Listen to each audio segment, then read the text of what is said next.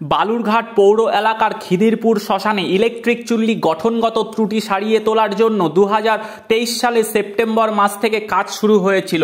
চলতি মাসের 12 তারিখ থেকে 36 লক্ষ টাকা ব্যয় করে নতুন করে সারিয়ে তোলার কাজ শুরু হয় সেই চুল্লি। এরপর শহর জুড়ে পৌরসভার পক্ষ থেকে লাগাতার প্রচার করা হয় চুল্লি নতুন করে সাজিয়ে আবারও কাজ শুরু হয়েছে। মাত্র 12 দিন কেটেছে, বেশ কিছু মৃতদেহ খালি পোড়ানো হয়েছে, কিন্তু হঠাৎই সেই চুল্লি মৃতদেহ পোড়ানো বন্ধ হয়ে যায়। এই চুল্লিতে কর্তব্যরত পৌরসভার কর্মচারীরা জানাচ্ছেন, বিদ্যুৎ না থাকার কারণে চুল্লির হিট নেমে গেছে, যা তেল দিয়ে এবং জেনারেটর দিয়ে ওঠানোর চেষ্টা করা হচ্ছে, যে কারণে ওপেন চুল্লিতে শবদেহ দাহ করবার প্রক্রিয়া চলছে শেষ পর্যন্ত। মৃতদেহ দাহ করতে আসা সাধারণ মানুষেরা শিকার হচ্ছেন হয়রানির। এই অবস্থায় অতি দ্রুত সেই চুল্লি সারিয়ে এই সমস্যার সমাধান করবার কথাই জানানো হয়েছে পৌরসভাকে। দক্ষিণ দিনাজপুর থেকে হিটলার ভৌমিকের রিপোর্ট। কি হয়েছে? আমরা বেলা 2টোর সময় আমরা বডি নিয়ে আসার পর তখন আমি ভেতরে গেলাম, এদের মেশিন খারাপ। ভেতরে গেলাম, ভেতরে যাওয়ার পর আমি বললাম যে তোমাদের মেশিন যখন খারাপ তাহলে আমাদেরকে খড়ি দাও। বলছে যে না, আমাদের খড়ি দেওয়া নিষেধ আছে, অফিস থেকে নিষেধ আছে, এটুকুই আমাকে বলেছে। এখন বাজে, এখন কটা বাজে? এখন 4টা বাজে, 4:05 বাজে। তাহলে এতক্ষণ যে আমরা যে লেট যে করছি, এখন বলছে যে তোমরা খড়ি দিয়ে ইয়া করো। তাহলে আমরা কি করবো? আমরা লাস্টটাকে কি পচাবো? পচানোর পর তারপরে ইয়ে করবো। আপনারা এখন কি চাইছেন? আপনাদের দাবিটা কি? চুল্লি বলে ঠিক হলো, তাহলে ইলেকট্রিক চুল্লি কেন পুরাবে না? ইলেকট্রিক চুল্লি যখন মাইকিং করলো, বলেছে আধা ঘন্টা টাইম লাগবে। আপনাদের দাবিটা কি? আমাদের দাবি, আমরা প্রথম থেকে বলেছিলাম খড়ি। এখন এরা এখন লাস্ট মুহূর্তে বলছে যে খড়ি দিয়েই পোড়াবো। এরা এখন লাস্টে বলছে।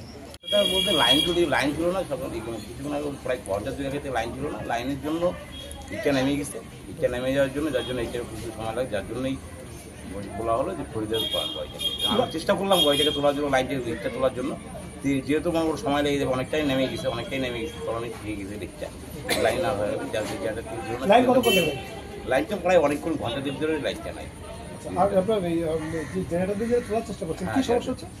ইটটা নেমে গেছিল, লাইনটা না থাকার কারণে খারাপ হয়নি, ইটটা নেমে গেছে, যার জন্য ইটটা তোলার একটু কি লাগতেছে যে অনেকেই সময় লেগে যাবে হয়তো। দেখা চিন্তা ভাবনা করতেছি, যত সময় লেগে যাবে, লাইনটা আসতে পারে, লাইনটা আসতে পারে দেখা যাবে, যার জন্য নেমে গেছে বলেই এখন কয়েকদিন আগে চালানো, এই তো মানে 5 তারিখ থেকে শুরু করা হচ্ছে।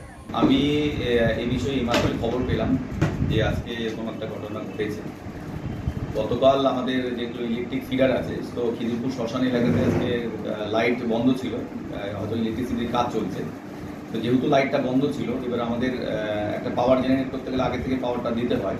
এবার যেহেতু পাওয়ার জেনারেট করতে গিয়ে পাওয়ারটা একটু ফ্লাকচুয়েট হয়েছে, ফলে আমাদের ওই চুল্লি প্রায় 5 থেকে 6টি কয়েল কেটে যায়, এবং তার দরুন সেই হিটটা, যেটা একটা বডি বার্ন হতে 550 ডিগ্রি সেলসিয়াস তাপমাত্রা লাগে, সেটাতে কয়েলগুলো কেটে দেওয়ার জন্য, যেহেতু পাওয়ার মিটারের পাওয়ার বন্ধ ছিল এবং আমরা জেনারেটর চালিয়ে সেটাকে কাজ করবার জন্য চেষ্টা করেছিলাম, ফলে এই দুটোর জন্য পাওয়ার চেঞ্জের জন্য প্রায় 5টা কয়েল পুড়ে যায়, এবং তার দরুন সেই হিটটা প্রায় 350 বা 370 এরকম জায়গায় নেমে আসে। ওই কয়েলগুলো আবার চুল্লি ঠিক আছে, শুধু কয়েলগুলো পাল্টে দিলেই আবার চুল্লি ঠিক হয়ে যাবে। কিন্তু কয়েল যেটা আমাদের অলরেডি সেই মেশিনটা হিট হয়ে আছে, সেটাকে একদম কুল করতে গেলেও মিনিমাম 1.5 দিন সময় লাগে। তো 1.5 দিন পরে আমরা ওই কয়েলটাকে রিপ্লেস করে দিলে আবার চুল্লি যেগুলো ছিল পূর্বের, যেগুলো করছে, এবং যে এজেন্সি কাজ করেছে ইতিমধ্যে, তারা ইতিমধ্যে খবর রাখছেন এবং তারাও সচেষ্ট আছেন যত তাড়াতাড়ি চুল্লিটাকে আবার চালু করা যায় মানুষ। আপনারা জানেন তো, বালুরঘাটবাসী হিসেবে যে পৌরসভা এখন কাটমানি সরকারে পরিণত হয়েছে। এই পৌরসভা অশোক মিত্র হচ্ছে কাটমানির মাথা। ওনার সাথে যে ওনার যে টোটাল টিম আছে, না 5জন বা 6জনের যে টিম আছে, এই টোটাল টিমটা হচ্ছে কাটমানির অংশীদার। এনারা সবাই মিলে কাটমানি তুলতে ব্যস্ত। এই লক্ষ লক্ষ টাকা দিয়ে ইলেকট্রিক চুল্লি সারার বাদে কী হলো? এখন ওখান থেকে জানা যাচ্ছে যে চুল্লি হিট হতে সময় লাগছে, কিন্তু জেনারেটর স্টার্ট দেওয়ার পরে একটা নির্ধারিত সময় থাকে, তো সে নির্দিষ্ট সময়ের মধ্যে সেটা ইলেকট্রিক চুল্লিটা হিট হবে। 2 ঘন্টা 3 ঘন্টা চলে যাচ্ছে, হিট হচ্ছে না, এটার মানে কি? তার মানে ইলেকট্রিক চুল্লি বিকল হয়ে পড়ে আছে, লোককে ভাওতাবাজি দেখাচ্ছে। এই সরকার বেশি দিন টিকতে পারে না। আমরা এর জন্য লাগাতার আন্দোলনে আছি, আগামী দিনে আমাদের আন্দোলন আছে। আমরা এটাও সেদিনকার গিয়ে চেয়ারম্যানের সামনে তুলে ধরবো এবং বালুরঘাটের বাসী হিসাবে সবাই জানেন আমরা বালুরঘাটবাসীকে নিয়ে আমরা চলছি। আগামী দিনে আমরা বালুরঘাটবাসী নিয়ে থাকবো। এই পৌরসভা চলার যোগ্য না, এই পৌরসভাকে অতি সত্বর অতি শীঘ্রই পদত্যাগ করা উচিত।